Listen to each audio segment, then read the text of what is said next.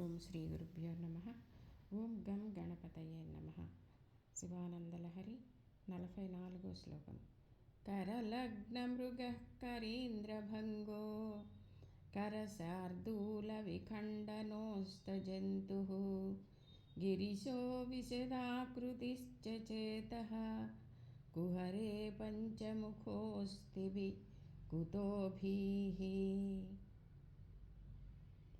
శంకర, సదాశివ, సింహంలాగా నువ్వు నా మనస్సు అనేటువంటి గుహలో ఉండగా నాకు ఇంకా భయం ఎక్కడుంటుంది శంకర? చేతిలో జింకను పట్టుకున్నావు, గజాసురుడిని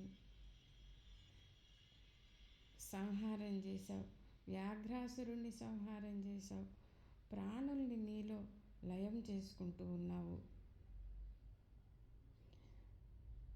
హిమాలయాల్లో నివాసం ఉంటావు నువ్వు. పంచముఖాలతో ఉండేటువంటి నీ స్వరూపం, ఆ సదాశివ స్వరూపం నా హృదయంలో సింహంలాగా ఉంటే, నా మనస్సులో సింహంలాగా ఉంటే ఇంకా నాకు భయం ఎక్కడుంటుంది? నా మనసు అనేటువంటి గుహలో ఆ సదాశివుడు ఎల్లప్పుడూ నివాసం ఉంటున్నాడు. కాబట్టి నాకు భయం అనేదే ఉండదు శంకర. ఓం శ్రీమాత్రే నమః.